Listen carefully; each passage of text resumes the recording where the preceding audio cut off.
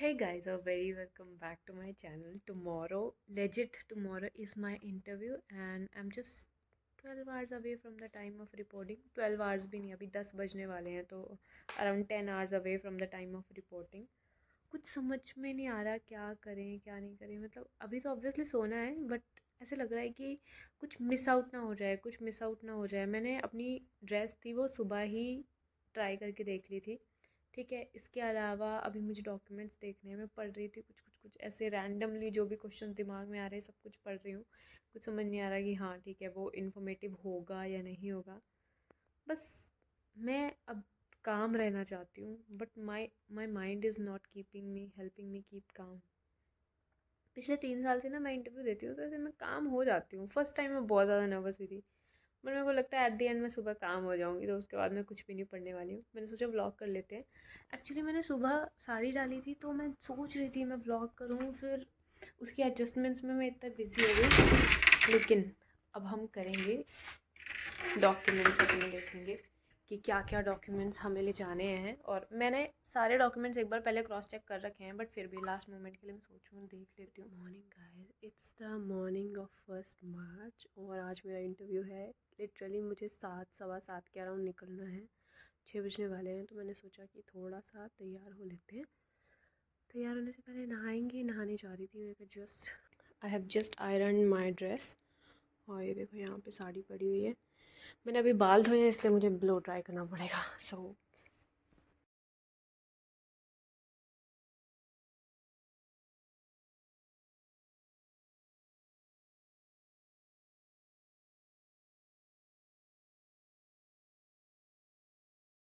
We are heading towards our destination. Actually मेरे बाल नहीं सही, एक मिनट खोलती हूँ। मेरे बाल ही नहीं सेट हो रहे थे, बिल्कुल भी बाल नहीं सेट हो रहे थे। क्या चीज़। So people, we are heading towards our destination और बड़ी नर्वसनेस हो रही है इस पॉइंट पे। मैंने ना बाल नहीं बनाए थे जब मैं पहले ब्लॉग करी थी, आपने देखा होगा। मैंने बाल नहीं बनाए थे क्योंकि मैं बहुत ज़्यादा लेट हो गई थी। मतलब 7:30 हमें घर पे ही हो गए थे, 8:30 बजे वेन्यू पे पहुंचना है। अभी मुझे नहीं पता 8:11 हो गए हैं। चलो हम पहुंच जाएंगे लमसम, इतना ज़्यादा कोई हार्ड एंड फास्ट रूल नहीं होता इंटरव्यू का। बट हाँ अभी हमने बाल बनाया। अभी थोड़ा सा ऐसे मतलब अच्छा लग रहा है कि हाँ एवरीथिंग इज़ रेडी। बाकी तो साड़ी का बहुत पंगा है यार। मेरे को ऐसे लग रहा था कि साड़ी से एक्स्ट्रा मार्क्स मिलेंगे पर मुझे नहीं लगता मिलेंगे क्योंकि मेरी साड़ी जब तक इंटरव्यू होगा तब तक मतलब उल्टी सीधी हो गई होगी, कोई स्टेन लग गया होगा।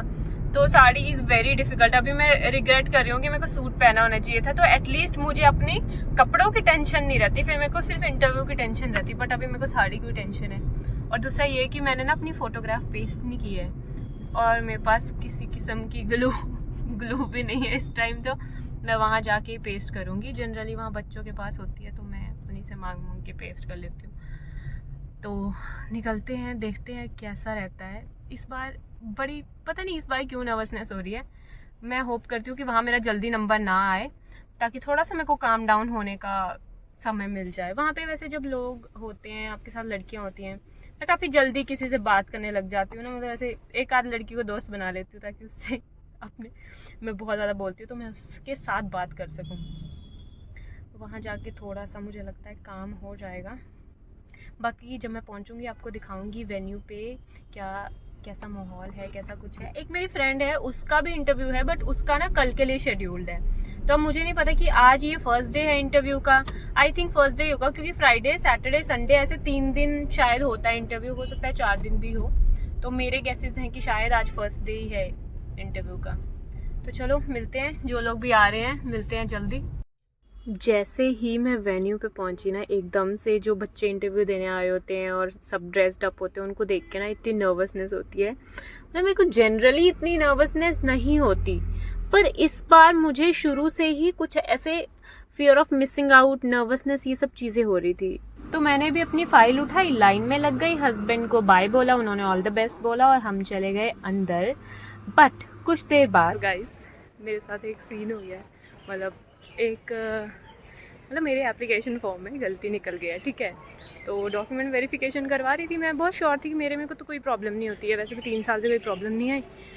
तो डॉक्यूमेंट वेरिफिकेशन में पता लगता है कि प्रॉब्लम है। और मैं एक इतनी सिली मिस्टेक की है कि मतलब मैंने एप्लीकेशन फॉर्म में मदर्स नेम की जगह भी फादर्स नेम, अब मुझे एफिडेविट बनवाने जाना पड़ेगा। तो मैं देखती हूँ जहाँ से एफिडेविट बनता है। तो मैं एक एडवोकेट के पास गई और मैंने उनसे नोटरी या एफिडेविट बनवा लिया।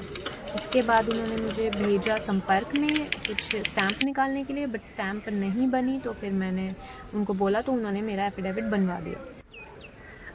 मैंने बनवा लिया है स्टैम्प पेपर, आप पीछे देख सकते हो। यहाँ पे सभी एफिडेविट बनते हैं, ठीक है।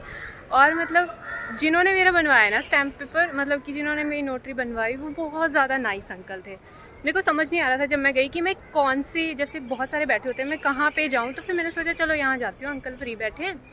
तो वो बहुत ही ज़्यादा नाइस थे। अगर किसी की स्टैम्प अगर नहीं बनती है, एफिडेविट बनवाना पड़ जाता है ना, तो प्लीज़ पैनिक मत करो, क्योंकि काफ़ी जल्दी काम हो जाता है। लाइक 10 मिनट में काम हो गया यहाँ, और पास में ही हो जाता है। जो भी आपकी डॉक्यूमेंट वेरिफिकेशन कर रहे हैं, अगर आप उनको बोलोगे कि मुझे एफिडेविट बनवाना, उनको पता होता है तो वो आपको पूरा बता देंगे। बिल्कुल मतलब वॉकिंग डिस्टेंस पे यहीं पे एफिडेविट बन जाता है।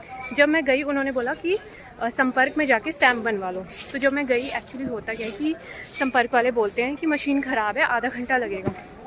तो मैं ना थोड़ा सा पैनिक हो गई। मतलब पैनिक तो क्या, मुझे लगा कि यार शायद आधा 1 घंटा वेट करना पड़ जाए।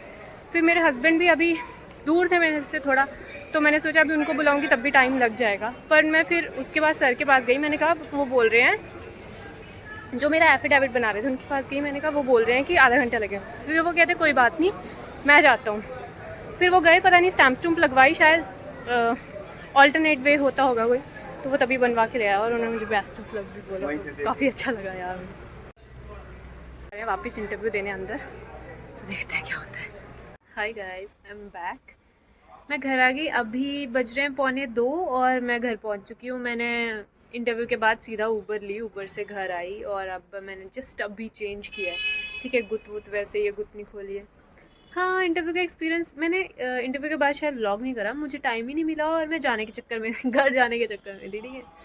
तो इंटरव्यू के बारे में अगर मैं बताऊँ तो ऐसे कुछ खास नहीं लगा मुझे, अनफॉर्चुनेटली।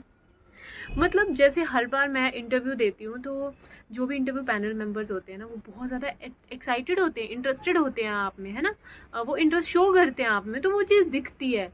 बट इस बार जब मैं पैनल मेंबर में गई ना, तो शुरू से एक जैसे पनौती वाइब शुरू से एक ना शांत सी और ना थोड़ी सी नेगेटिव सी वाइब, पता नहीं क्यों मुझे उनकी तरफ, मतलब मैं ये नहीं कह रही कि वो मुझे ऐसे वाइब दे रहे थे, लेकिन ना मुझे ऐसे बहुत ऐसे लगा कि जैसे वो मेरे में ना कीन इंटरेस्ट नहीं शो कर रहे। जैसे पिछली बार मैं गई थी तो एक पैनल मेंबर सर थे, तो वो ना बहुत अच्छे से बात कर रहे थे। और मतलब तीनों बार मेरे साथ ऐसे हुआ है कि सब पैनल मेंबर्स, अच्छा शबनम, अच्छा आप ऐसे करते हो, अच्छा ऐसा क्यों होता है, अच्छा अब आप मुझे ये बताओ।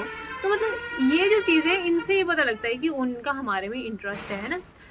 तो उनका कोई ज़्यादा खास, मतलब कि वो ऐसे पूछ रहे थे, ओके शबनम, अच्छा इंट्रोडक्शन दो, अच्छा आपने ये पढ़ा है, अच्छा ठीक है, अच्छा मुझे ये बताओ कि ऐसे कैसे होता है, ओके इसमें और इसमें डिफरेंस पता है आपको। इस तरह से थोड़ा सा ऐसे मुझे लगा। और मैं पूरा इंटरव्यू एक्सपीरियंस मैं डालूंगी, लेकिन मुझे ऐसे लग रहा है मेरे को खाना खा लेना चाहिए, उसके बाद डालना चाहिए। मैं पूरी तरीके से बताऊंगी कि क्या क्या हुआ है और क्या क्या उन्होंने पूछा है।